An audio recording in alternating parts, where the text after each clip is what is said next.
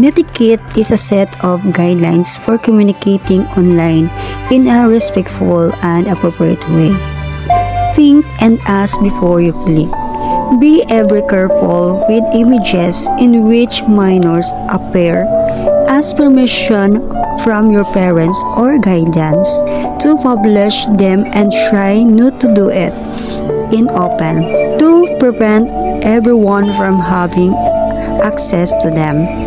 Be respectful in forums, chat, social networks, or WhatsApp group. Express your opinion with respect and never attracting others.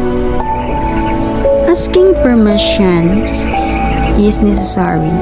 Do not tag anyone without their consent. This measure is often used for advertising purposes or by people who have not previously requested authorization to do so. And spamming is harmful. Don't spam appropriate content. You can do unnecessary harm by causing those people to have their account blocked.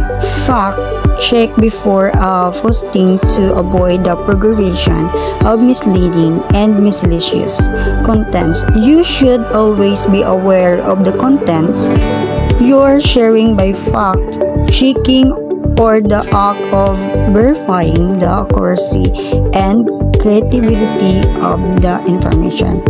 Thank you for watching.